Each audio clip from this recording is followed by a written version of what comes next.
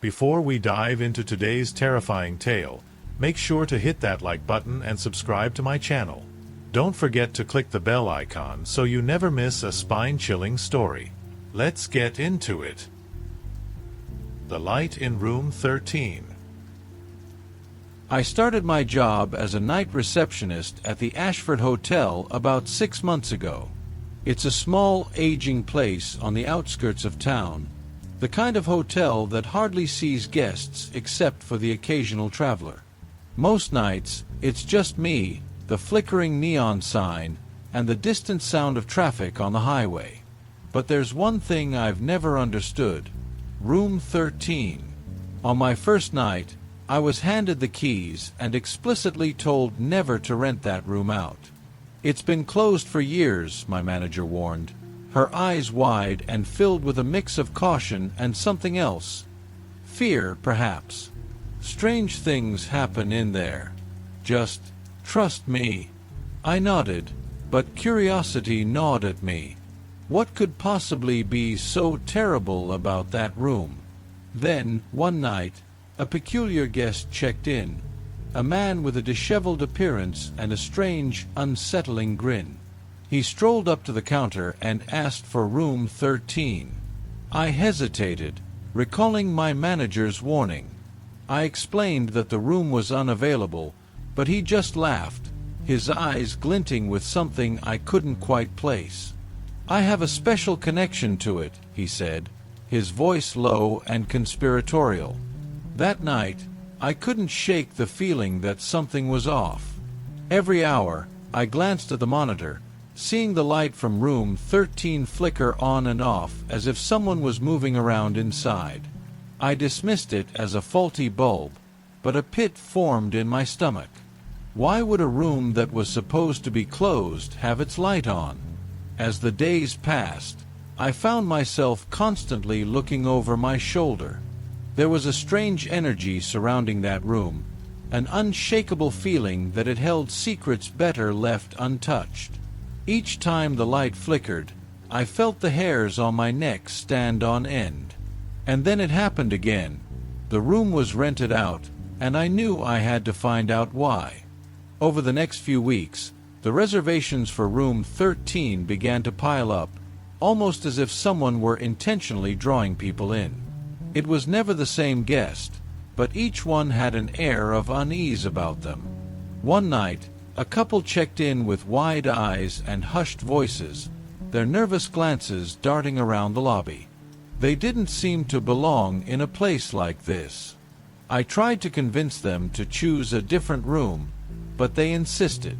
Something about their urgency made me uneasy. That night, I tried to keep myself busy, but as the clock struck midnight, I couldn't shake the feeling of dread settling in. I kept hearing noises coming from room 13, muffled whispers, soft cries, and the scraping of furniture. Each time I turned up the volume on the security feed, the room remained silent, empty. My heart raced as I tried to focus on my tasks, but the growing tension was unbearable. Then, one night, a woman checked in, her demeanor completely off. She had a hauntingly vacant stare and walked as if she were in a trance. I tried to engage her in conversation, but she just mumbled about needing to be close to the light. I handed her the key to room 13, feeling an instinctive chill run down my spine as she accepted it, a strange smile creeping onto her lips. Later that night, I sat at the front desk, the glow from the monitor illuminating my face in the otherwise dark lobby. As the hours dragged on, I noticed the light in room 13 flickering once more. This time, it pulsed like a heartbeat, drawing me in with an inexplicable force. Against my better judgment, I felt compelled to check on it. As I stood outside the door, my hand hovering over the knob, a voice whispered from inside. It was barely audible, but I could make out the words, "Help me." My stomach twisted, a wave of panic washing over me. The door was slightly ajar, and I took a deep breath, pushing it open. What I saw inside would haunt me for the rest of my life. The door creaked open, revealing a dimly lit room. My heart raced as I stepped inside, the air heavy with an unsettling silence. The bed was unmade, and the curtains were drawn tight, casting shadows that danced along the walls. The flickering light above me cast eerie shapes, and I felt an inexplicable chill run through my body. "Hello," I called out, my voice trembling slightly. No response. I stepped further in, my eyes scanning the room for any sign of the woman who had checked in just hours before. As I moved closer to the bed, I noticed something strange on the floor, an old, dusty journal, half hidden under the nightstand. I bent down to pick it up, my fingers brushing against its cracked leather cover. Flipping it open, I discovered pages filled with frantic scribbles. The handwriting was shaky, almost desperate. The entries spoke of dark forces and restless spirits, of a connection to this very room that felt almost sinister. One entry stood out to me: "They don't let you leave. I see them watching me, waiting for me to slip." I was about to put the journal down when a loud crash echoed from the bathroom, jolting me from my thoughts. My heart thumped in my chest as I turned toward the sound. I could barely breathe, the dread coiling tightly around me. Slowly, I approached the bathroom door, which stood slightly ajar. The room felt heavier, as if the very air was saturated with an unseen presence. "Is anyone there?" I called out again, my voice shaking. The silence was deafening, and I pushed the door open, revealing a scene that would stay with me forever. The bathroom was empty, but the mirror was fogged up, as if someone had just stepped out of the shower. In the mist, something was scrawled in a hurried hand: "Get out." A chill ran down my spine, and I stumbled back, nearly tripping over my own feet. Panic surged through me. I turned to leave, but the door slammed shut behind me, trapping me inside. My heart raced as I pulled at the handle, but it wouldn't budge. I was trapped, and I could hear it now, the soft whispering returning, filling the room, surrounding me. "Help me! Help us!" The voices intertwined, echoing off the tiles, each word dripping with sorrow and despair. I pressed my back against the cool wall, fighting to keep my composure, but the feeling of being watched intensified. The hairs on the back of my neck stood on end. Suddenly, the lights began to flicker violently, plunging me into darkness for a moment before bursting back to life. I caught a glimpse of movement in the corner of my eye, shadowy figures darting just beyond my vision. I felt a cold breath against my neck, and I knew I had to escape. Frantically, I slammed my shoulder against the bathroom door, feeling the cold metal handle slip from my grasp as panic consumed me. I didn't care what was behind me, I just needed to get out. The whispers intensified, swirling around me like a storm, their urgency clawing at my mind. With one last desperate push, the door finally swung open, and I stumbled into the room. I gasped for air, my heart pounding as I darted for the exit. But as I reached the door, I froze. The hallway beyond was shrouded in darkness, and for a moment I hesitated, caught between fear and the instinct to flee. Gathering my courage, I dashed into the corridor, feeling the oppressive atmosphere lift slightly. But that relief was short-lived. As I glanced back, I saw it, the shadowy figure of a woman standing at the edge of room 13, her features obscured by the dim light. I could feel her gaze piercing through me, filled with an unimaginable sorrow. "Why are you here?" I shouted, my voice echoing in the empty hallway. "What do you want?" But she didn't respond. Instead, she took a step forward, and the air grew colder, the shadows lengthening around her. I turned and ran down the hall, the sounds of my footsteps echoing in the stillness. I reached the front desk, desperately trying to catch my breath, but my mind was racing. I had to figure out what was happening in that room. Why were people disappearing? Who was the woman?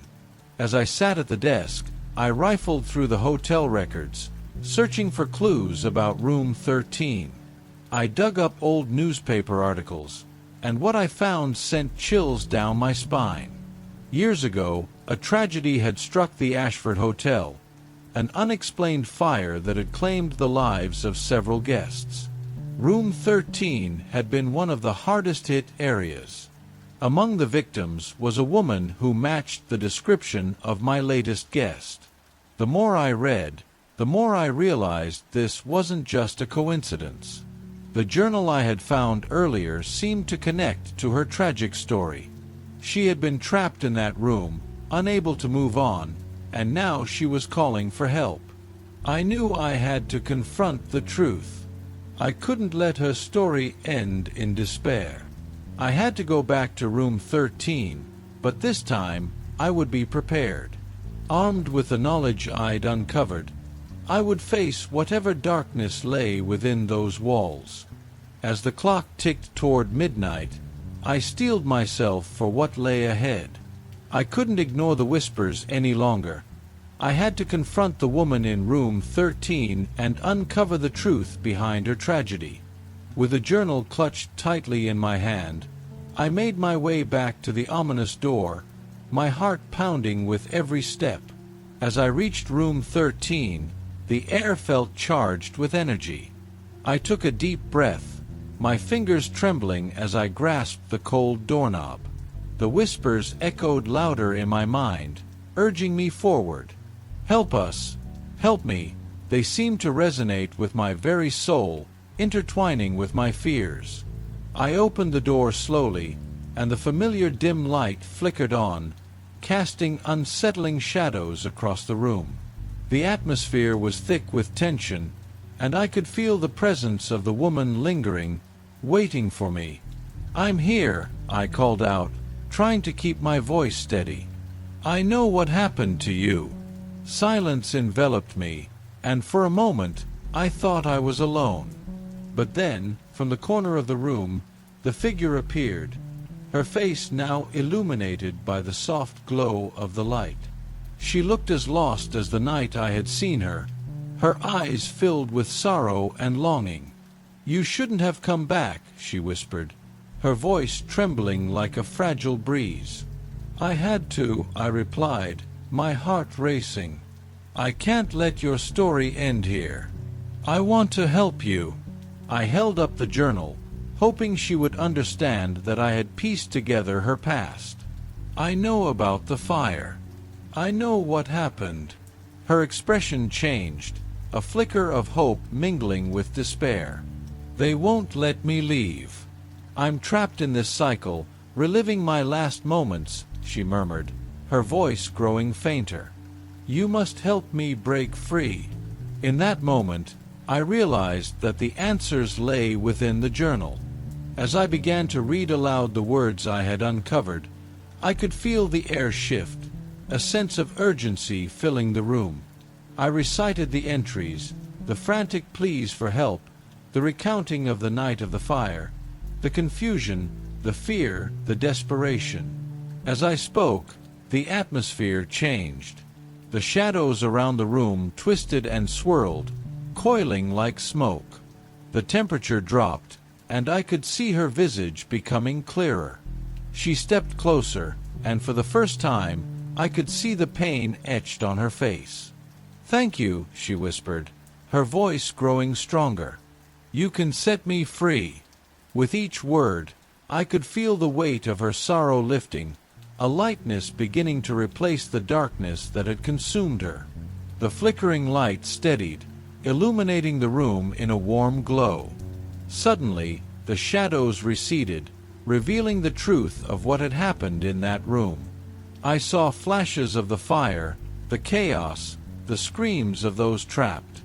But as the last word left my lips, a peaceful expression settled on her face. "Thank you," she repeated, a tear glistening in her eye. I can finally rest. In an instant, the room erupted in blinding light, and I shielded my eyes. When I opened them again, she was gone. The oppressive weight that had filled the air lifted, and I felt a serene calm wash over me. I stood there, breathless, knowing that I had broken the curse of room 13. As I left the hotel that night, I glanced back at the Ashford Hotel. It stood there, old and weathered, but the darkness that had lingered for so long had finally dissipated. I had faced the fear, embraced the truth, and helped a lost soul find her way home. And for the first time in months, I felt free too. The sound of the elevator. It's just past midnight, and I sit alone in the front office of the Sterling Building, a corporate high-rise in the heart of Chicago.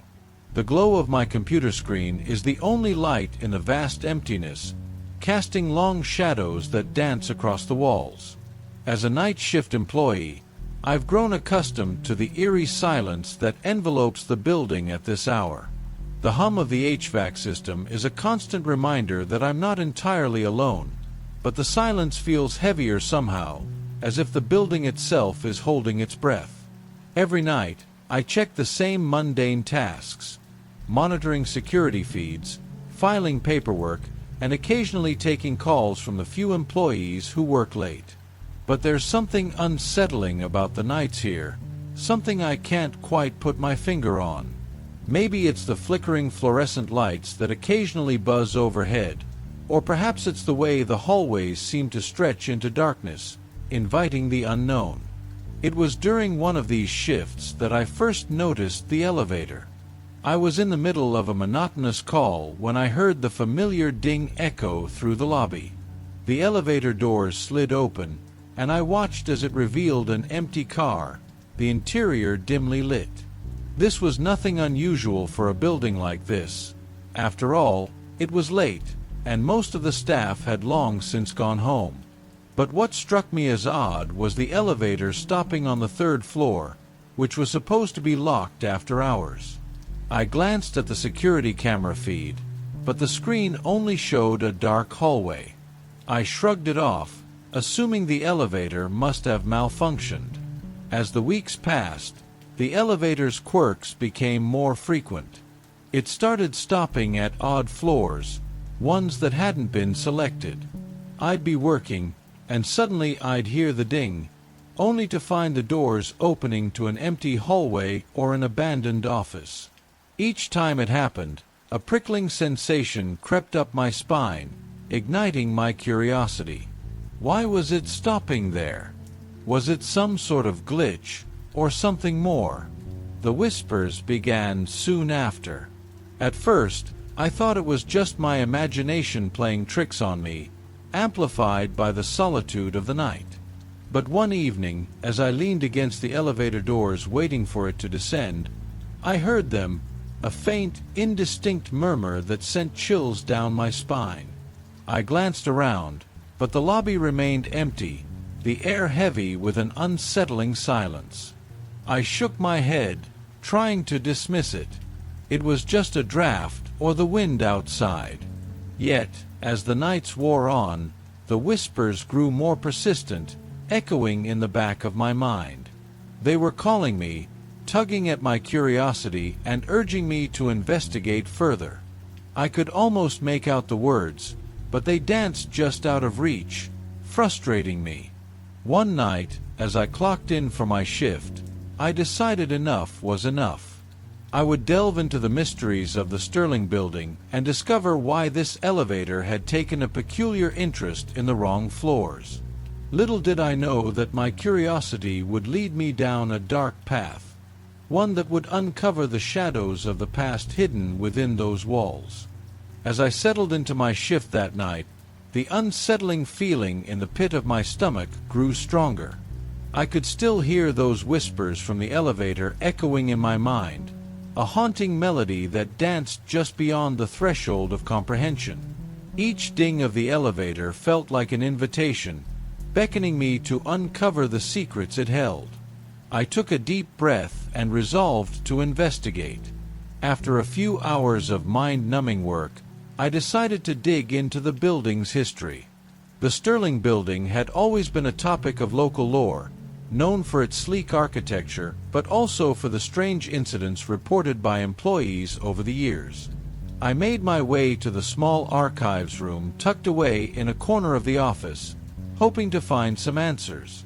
Flipping through dusty old files, I stumbled upon a newspaper clipping from decades ago. It detailed the mysterious disappearance of a young woman named Clara, who had worked in the building's marketing department. The article described her as a bright and ambitious employee, but she vanished without a trace one fateful night after taking the elevator. The words jumped out at me. Asterisk, the last time anyone saw her was on the 3rd floor. Asterisk, I felt a chill run down my spine as the connection clicked into place. As I continued my research, I learned that Clara had been an employee during a particularly turbulent time in the building's history. Rumors swirled about corporate espionage, backstabbing colleagues, and a cover-up that had left her case unsolved. My heart raced as I thought about how her spirit might still linger, tied to the building where she had worked and disappeared. That night, as the clock ticked closer to 3 in the morning, I couldn't shake the feeling that the elevator was waiting for me. My instincts screamed at me to stay away, but I felt an unexplainable pull toward it. I decided to wait by the elevator, convinced I could confront whatever haunted me. At precisely 3 a.m., the familiar ding echoed through the lobby, followed by the soft whir of the doors sliding open. I stepped inside, my heart pounding in my chest. I pressed the button for the 3rd floor, half expecting the elevator to malfunction once again. Instead, it began its ascent smoothly, but I could hear the whispers again, clearer this time, urgent and pleading, as if they were begging me to listen. When the doors opened, I hesitated, but the whispers grew louder, urging me to step out. I found myself standing in a dimly lit hallway, the air thick with a musty odor. The walls were lined with old photographs, faded memories of a time long past. I felt as if I had crossed into another world, one where Clara's presence lingered, her spirit entwined with the very fabric of the building. I ventured deeper into the abandoned office spaces, each step heavy with anticipation. The whispers wrapped around me like a shroud, and I could almost feel Clara's presence beside me. It was as if she wanted me to discover the truth, to uncover what had happened to her all those years ago. Suddenly, a door creaked open at the end of the hallway, and I felt a gust of cold air rush past me, extinguishing the flickering lights above. My heart raced as I moved closer, compelled by a force I couldn't understand. I peered into the room, and there, in the dim light, I saw the faint outline of a figure standing in the shadows. "Help me," it whispered, a voice that sent chills racing down my spine. It was a voice I recognized from the elevator, a voice that belonged to Clara. I knew then that I had to uncover the truth behind her disappearance and the darkness that had taken root in this building. I was no longer just a night shift worker. I was entwined in a tragic story that begged to be told. I stood frozen in the doorway, my breath caught in my throat. The figure before me shimmered like a mirage, a translucent silhouette shrouded in shadows. It was a woman, Clara. Her features were indistinct, but the desperation in her voice was unmistakable. "Help me," she pleaded again, her tone laced with sorrow. I stepped inside the room, the air growing colder with each passing second. "Clara," I managed to whisper, my voice barely above a murmur. The moment I spoke her name, her expression shifted from fear to something akin to relief. "You can see me," she said, her voice barely a whisper but echoing in my mind like a thunderclap. "Tell me what happened to you," I urged, feeling the weight of her tragic story pressing down on me. "I want to help you." Her form flickered, and she gestured to a dusty desk piled high with old papers. "The truth is buried beneath the lies," she said. "Find it before it's too late." As she spoke, I felt a surge of urgency, as if the building itself was warning me against time slipping away. I approached the desk, heart racing, and began sifting through the papers. They were yellowed and crumpled, filled with notes and memos from years past. My fingers trembled as I uncovered reports of internal conflicts, suspicious activities, and whispers of a cover-up regarding Clara's disappearance. It was as if I was peeling back layers of deceit, uncovering a history that had been hidden for far too long. Suddenly, the lights flickered violently, and the room plunged into darkness. I could hear the elevator dinging again, but this time it felt different. More insistent, more desperate. The atmosphere shifted, becoming charged with tension. I could feel Clara's presence fading, her energy slipping away. "Stay with me!" I cried out, panicking as the darkness closed in. "I'm trying to help. I need you to finish what I started," she replied, her voice growing fainter. "They can't find me until you uncover the truth." With that, her form began to dissolve, the shadows swallowing her whole. "Remember, the third floor holds the key." Then she was gone, leaving me in an oppressive silence. My heart pounded in my chest, fear coursing through my veins. I knew I couldn't stay here. I had to find out more about Clara's story and what had happened to her. I rushed back to the elevator, pressing the button for the ground floor. The car arrived almost immediately, the doors sliding open with a mechanical sigh. As I stepped inside, the weight of Clara's words hung heavily in the air. I felt a compulsion to dig deeper, to unravel the twisted history that had imprisoned her spirit. When I reached the front office, I grabbed my laptop and began searching for more information about the Sterling building. I scoured online archives, local news reports, and any records I could find. The more I uncovered, the more I realized how deep the conspiracy ran. Clara wasn't just another missing person. She was part of a larger web of corruption that spanned the entire corporation. As dawn approached, I stumbled upon an old security footage archive from the night Clara disappeared. My pulse quickened as I clicked on the video, and a grainy image of the elevator appeared on the screen. There was Clara, stepping inside, her face a mask of confusion and fear. But then the footage shifted, revealing a shadowy figure lingering in the lobby, watching her every move. I leaned closer to the screen, my heart racing. The figure was familiar, a memory lurking just beneath the surface. Suddenly, it hit me. One of the executives, a man named Richard, who had been mentioned in several reports I'd read. He had a history of being involved in shady business dealings, and now it seemed he was connected to Clara's fate. My hands trembled as I realized I was standing on the brink of something far more dangerous than I had anticipated. The building wasn't just haunted by Clara's spirit, it was cloaked in the malevolence of those who had wronged her. If I was going to help her, I would have to confront the very people who had concealed the truth and risk everything to uncover the horror hidden within the walls of the Sterling building. With the first light of dawn spilling into the office, I felt an urgent need to act. Clara's plea resonated in my mind, a constant reminder that I had to uncover the truth before it was too late. I gathered my courage, knowing I was now entangled in a web far more complex and dangerous than I had ever imagined. Richard had to be confronted, but how?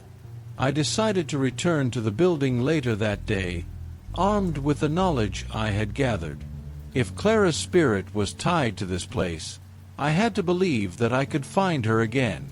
As I drove back to work, the day felt suffocating. The usual buzz of the city felt muted, as if everyone around me was blissfully unaware of the dark secrets hiding in plain sight. Once I arrived at the Sterling building, I took a deep breath, trying to steady my racing heart.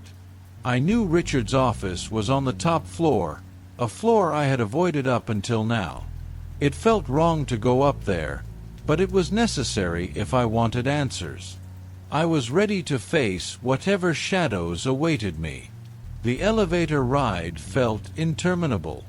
With every ding of the floors passing, my palms grew sweatier and my heart pounded louder in my chest.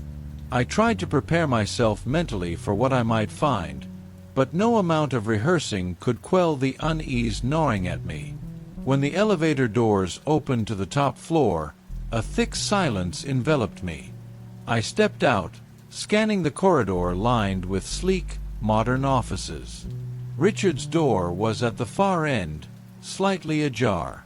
I could feel a magnetic pull toward it, but I also felt a wave of dread crashing over me. I approached the door cautiously, my heart racing. Taking a deep breath, I pushed it open and stepped inside. The office was empty, the large windows casting eerie shadows across the room. I felt an overwhelming sense of being watched, as if the walls themselves were alive with the weight of hidden secrets. As I rifled through papers on Richard's desk, searching for anything that could link him to Clara's disappearance, I noticed a framed photograph tucked away in the corner. I picked it up, and my blood ran cold. It was a picture of Clara, smiling brightly at a company event, with Richard standing close behind her. They looked friendly, but the glint in Richard's eyes sent shivers down my spine. It was a predator's gaze. Just as I was about to examine the rest of the room, I heard a soft click. The door had closed behind me. My heart raced as I turned, my instincts screaming that I was no longer alone. I could hear footsteps approaching, deliberate and slow. The air felt electric, charged with fear and anticipation. Looking for something, Richard's voice rang out, smooth and unsettling. I spun around, my heart pounding against my rib cage. There he stood, leaning casually against the doorframe, a smirk playing on his lips. The moment froze as I weighed my options. I could either run or confront him. "I know what happened to Clara," I blurted out, surprising myself with my own audacity. "You were involved in her disappearance. You can't hide it anymore." His expression shifted, the smirk vanishing. "You shouldn't meddle in things you don't understand," he said, his voice low and threatening. "The past is best left buried." Before I could respond, the lights flickered ominously, and I felt the temperature drop, the shadows in the room deepening. Clara's presence surged through me, filling the space with her anguish. I could almost hear her whispering for me to stand my ground. "Clara deserves justice," I said, my voice steadier than I felt. "I'm not afraid of you." Richard's eyes narrowed, and the air grew thick with tension. "You're playing a dangerous game," he warned. "You have no idea who you're up against." In that moment, I felt a rush of determination. I was done being afraid. "I'm not leaving until I find out the truth," I declared, feeling Clara's spirit emboldening me. Suddenly, the lights flickered again, and the shadows in the room twisted and writhed, as if they were alive. I could see Clara's figure materializing behind Richard, her face a mixture of sadness and fury. "Get out," she commanded, her voice resonating through the room.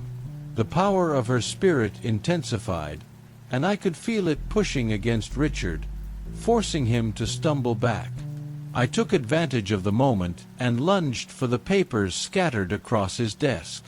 I snatched a few key documents that mentioned hidden funds and mysterious transactions, links that could expose Richard's involvement in covering up Clara's disappearance. "Leave her alone," I shouted, the adrenaline surging through me. The shadows seemed to ripple with energy as Clara's presence enveloped me. Richard was losing his composure, his bravado fading under the weight of the truth. As I backed toward the door, clutching the evidence in my hand, I caught a glimpse of the horror in Richard's eyes. "You won't get away with this," he hissed, his voice dripping with venom. With Clara's spirit bolstering my courage, I dashed out of the office, feeling the energy of the building surge around me. I didn't look back. I knew that I had to escape and take this evidence to the authorities. The truth about Clara's tragic fate was finally within reach, and I was determined to expose the darkness that had plagued the Sterling building for far too long. I fled down the corridor, my heart pounding in my chest like a war drum. The shadows seemed to chase me, curling around my legs and trying to pull me back. But Clara was with me, her presence a warm light guiding me through the darkness. I knew I had to get out of the building and into the safety of the daylight, where Richard's threats couldn't reach me. As I reached the elevator, I pressed the button frantically, glancing over my shoulder to see if Richard would follow. The doors slid open, and I jumped inside, hitting the button for the ground floor as fast as I could. The elevator lurched downwards, and I took a moment to catch my breath. The documents I had snatched from Richard's office felt like a heavy weight in my hands. They were proof of the corruption and cover-up that had kept Clara's tragedy hidden for so long. When the doors opened, I dashed out into the lobby, where the early morning light spilled through the glass entrance. The atmosphere felt different outside, lighter, as if the weight of the building's secrets couldn't reach me here. But I knew I couldn't stop now. I had to go to the police and share everything I'd uncovered. The moment I stepped outside, my phone buzzed in my pocket. It was a text from Clara's sister Mia, who had been anxiously awaiting any news I could share. My fingers trembled as I typed a quick reply. "I found something. I'll explain everything soon. We need to meet." I felt an overwhelming sense of urgency, knowing that the truth needed to be shared and that Clara's story couldn't end here. I jumped into my car and sped towards the police station, adrenaline coursing through my veins. As I drove, I replayed everything that had happened in the building, the eerie whispers, the flickering lights, and Clara's ghostly figure urging me forward. Each moment felt surreal, yet I knew I couldn't let fear hold me back any longer. When I finally arrived at the station, I marched inside, clutching the documents tightly. I approached the front desk, my heart racing as I explained my situation to the officer on duty. The more I spoke, the more I felt the weight of the evidence I carried. It was time to hold Richard accountable for what he had done. After a brief wait, I was ushered into a small interview room.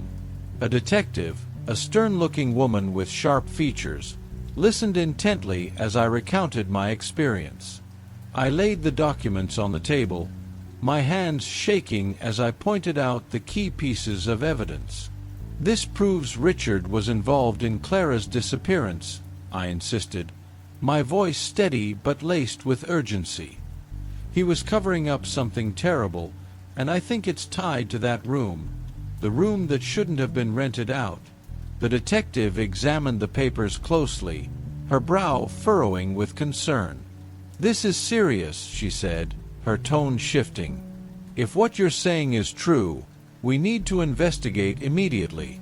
Just as she was about to leave the room to initiate the investigation, my phone buzzed again. It was Mia, asking if I had any news. I quickly replied that I was with the police, sharing the details about what I had found.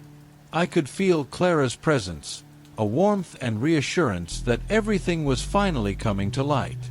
Hours later, I received a call from the detective. They had apprehended Richard, who was clearly panicking and attempting to flee the city. The evidence I had provided was irrefutable, and they were launching a full investigation into the darker dealings of the Sterling building. I felt a rush of relief, knowing that justice was finally being served. As I hung up, I couldn't help but reflect on everything that had transpired. Clara's spirit had guided me through the darkness, urging me to seek the truth, and now her story would no longer be buried. I met with Mia later that evening, and we sat together in a small cafe, the light of the setting sun spilling through the windows. I shared every detail, and as I spoke, I could see the weight lifting from her shoulders. Together, we made a promise to keep Clara's memory alive and to ensure that no one else would suffer as she had. That night, as I returned home, I felt a sense of closure. I had faced the shadows of the Sterling building and emerged victorious. Clara's story was finally out in the open, and though the journey was painful, it had led me to uncover a darkness that had long been hidden. And in that quiet moment, I felt Clara's presence one last time, a gentle whisper of gratitude, a flicker of light in the vast darkness.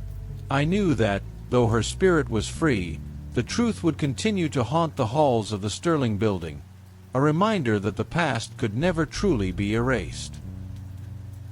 The last customer. It was just past midnight when the familiar sound of the doorbell chimed, breaking the monotony of the empty diner. I was working the graveyard shift at the 24-hour diner in a small town, a place where the neon lights flickered like dying stars against the darkness outside. The hum of the fluorescent lights overhead was a constant companion, and the smell of stale coffee mixed with grease had long since settled into my skin. Most nights were quiet. I'd spend hours flipping through the same magazines, wiping down the counter, or staring at the clock, waiting for the hands to creep closer to dawn. But every night, without fail, he would show up, right at 3 a.m. At first, I thought nothing of it. Just another lonely soul looking for a late-night bite. He was always dressed in a worn-out jacket, his hair disheveled, and his eyes, oh those eyes, they looked like they held the weight of the world. When he stepped through the door, the air felt heavier, like a storm was brewing just outside. He always ordered the same thing, a black coffee and a slice of pie, never looking at the menu. It was almost ritualistic. I'd pour the coffee, slide it across the counter, and he'd nod slightly, as if we shared an unspoken understanding. He rarely spoke, and when he did, his voice was barely a whisper, as if he feared being overheard. Some nights, he would stare out the window, lost in thought. I couldn't help but notice how the shadows seemed to cling to him, wrapping around his form like a shroud. I felt a chill run down my spine every time he walked in, but I didn't know why. It was an unease I couldn't shake off. As the days turned into weeks, I began to anticipate his arrival. Something about him intrigued me, and I found myself waiting for that door to swing open. Yet, as much as I was drawn to him, I also felt a growing dread. There was an unsettling aura about him, a sense that something was very wrong. It wasn't long before whispers started circulating among my coworkers. They spoke of a tragic accident that had occurred years ago, one that claimed the lives of several people, including a young woman who was known to visit our diner often. They said the man who came in every night was connected to it somehow, a survivor burdened by guilt. I brushed it off as just another urban legend, a way to pass the time during the slow shifts. But as I watched him drink his coffee, I couldn't help but wonder if the stories were true. Was he a ghost of sorts, haunting the diner with his presence? Or perhaps a living reminder of a tragedy that still echoed in the hearts of those who remembered? That night, as he took his usual seat at the counter, I felt a wave of anxiety wash over me. I wanted to ask him about the rumors, to learn more about the man behind the haunted eyes. But as I stood there, coffee pot in hand, I hesitated. After all, some questions are better left unasked, and some stories are better left untold. As the weeks went by, My nights became increasingly intertwined with the mystery of the man who arrived at 3 a.m. sharp. The diner was quiet, the kind of quiet that stretched endlessly, and yet his presence filled the air with an eerie tension I couldn't quite shake off. I found myself counting the minutes until he walked through that door, the bell jingling in the stillness. When he did arrive, it felt as if time itself paused. He settled into his usual spot at the counter, his eyes fixated on the window, lost in a world that I could only imagine. I began to notice the way the moonlight cast shadows across his face, accentuating the lines of weariness etched into his skin. That night, something felt different. There was an unusual energy crackling in the air, as if the universe was drawing me toward him. I poured his black coffee and placed it before him, hoping that tonight might be the night he would open up, share his story, or at least give me a glimpse into the mind of the man who haunted my thoughts. As he took his first sip, I mustered the courage to speak. "You come in here every night like clockwork. Do you ever take a break?" I half-laughed, trying to lighten the mood. But he didn't respond, his gaze still glued to the window. I leaned closer. "I mean, don't you have anywhere else to be? Friends? Family?" The question hung in the air, heavy with expectation. He finally turned to me, his eyes glistening with unshed tears. "You wouldn't understand," he said, his voice barely above a whisper. The words struck me like a bolt of lightning, igniting a mix of curiosity and dread. "Try me," I urged, desperation creeping into my tone. "Maybe I can help." He looked away, his fingers trembling as he traced the rim of his coffee cup. "There are some things that are better left buried." His words sent a chill down my spine. Just then, a loud crash came from the kitchen, breaking the tension. I jumped, my heart racing. As I turned to check what had happened, I heard the diner door swing open again. It was my co-worker, Jamie, looking flustered. "Sorry, I knocked over a stack of plates," she said, her eyes darting between me and the man at the counter. When I looked back, the mysterious customer was gone. The door swung shut behind him, the bell jingling softly as if mocking my curiosity. "Who was that?" Jamie asked, her brow furrowed in confusion. "I've seen him before. He gives me the creeps." I shook my head, trying to process what had just happened. "I don't know. I think he's connected to something terrible. There are rumors about him. About an accident." Jamie shivered. "Yeah, I've heard the stories. It said he was involved in that crash years ago. Some people think he's cursed." The unease settled in my stomach like a lead weight. I couldn't shake the feeling that I was on the edge of something darker than I had anticipated. Why did he keep coming back? What burden did he carry? That night, as I cleaned up and prepared to close, I felt a haunting emptiness settle around me. The diner felt colder without his presence.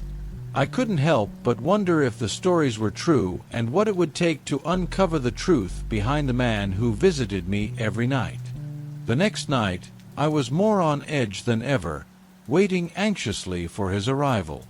My mind churned with fragments of stories, rumors, and ghostly whispers about that tragic accident years ago. The clock ticked closer to 3 a.m., and I felt the diner grow silent, as if even the walls were holding their breath. Then, like clockwork, the bell above the door jingled, and he stepped inside. Tonight, though, something was different. His face was even paler, his hands visibly shaking as he slid into his usual seat. The moment he looked up at me, I saw a depth of sorrow and regret in his eyes that I hadn't seen before. I poured his coffee, my own hands trembling as I placed the cup in front of him. But before I could turn away, he reached out, his hand brushing mine ever so slightly. The touch was ice-cold, and a shiver crawled up my spine. "Do you believe in ghosts?" he asked, his voice barely above a whisper. The question caught me off guard, and I stammered, unsure how to answer. I don't know. I guess I believe in things I can't explain." He nodded slowly, his gaze drifting back to the window. "I see them every night." My heart pounded. I wanted to press him for details, but I didn't want to push too hard. Instead, I let him talk, hoping he would finally reveal his story. He took a shaky breath, staring into his coffee as though it held all the answers. "It happened right outside this diner.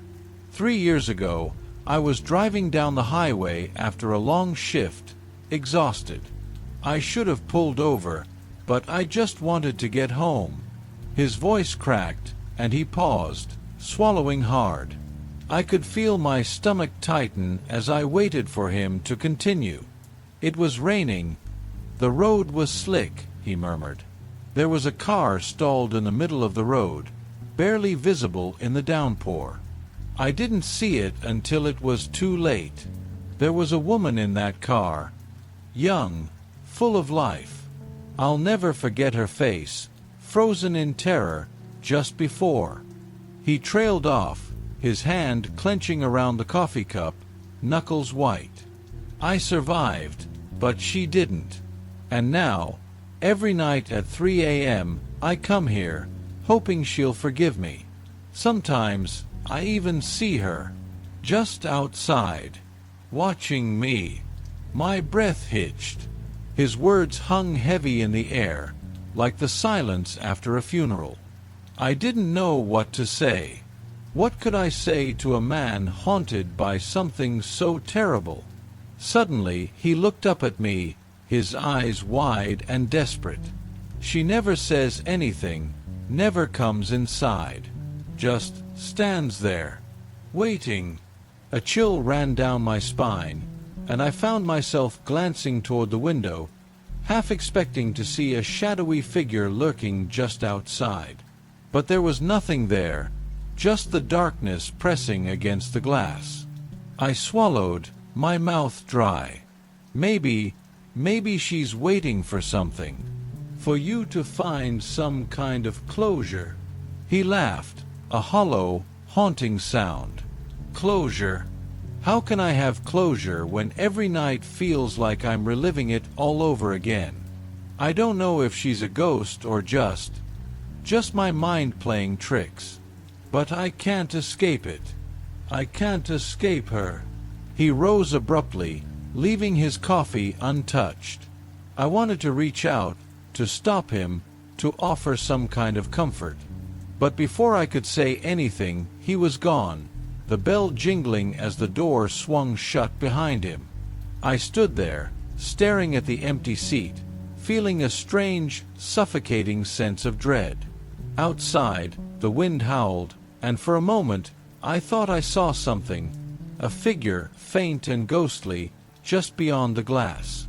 But when I blinked, it was gone. That night, I left the diner with a lingering chill in my bones, haunted by the image of a woman waiting in the rain, and a man doomed to meet her every night, locked in a cycle of regret and sorrow that might never end. The next night, I arrived at the diner with a sense of foreboding I couldn't shake. I knew he'd be there again. I didn't know how or why, but the strange man was as much a part of the night shift as the stale coffee and flickering neon lights. His presence had become inevitable. As the clock ticked closer to 3 a.m., I found myself pacing behind the counter, my eyes darting to the door every few seconds. I was terrified of seeing him again, yet the idea of him not showing up filled me with an inexplicable dread.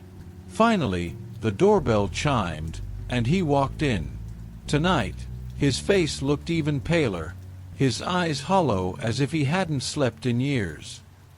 He sat down, and I poured his coffee without a word, though my hands trembled slightly as I set the cup down in front of him.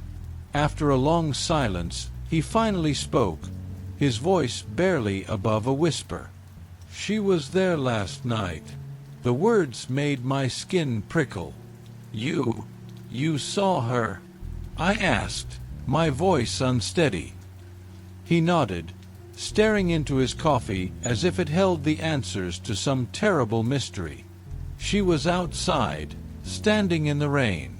Her face.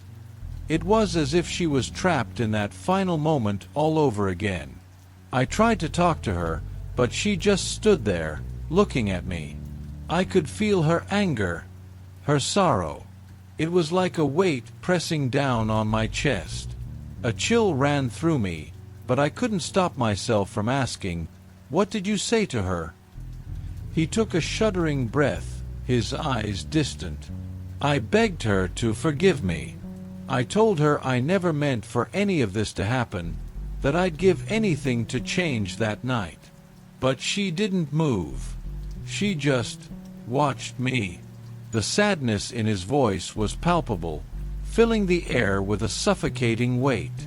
I felt my own throat tighten, overwhelmed by the sheer grief that emanated from him. But before I could say anything, he continued. "There was something else," he murmured, his voice dropping to an eerie whisper. "When I left, I felt her follow me. I froze, a cold shiver running down my spine. Followed you, here?" He nodded slowly, his gaze shifting toward the window. I saw her in the reflection as I walked away, her figure in the glass, hovering just behind me.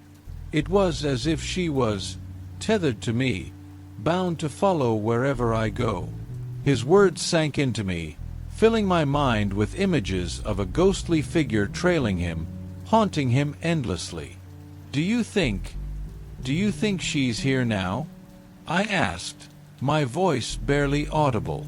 The man looked at me, his eyes wide and filled with an indescribable terror. "I think she's always here, waiting, watching."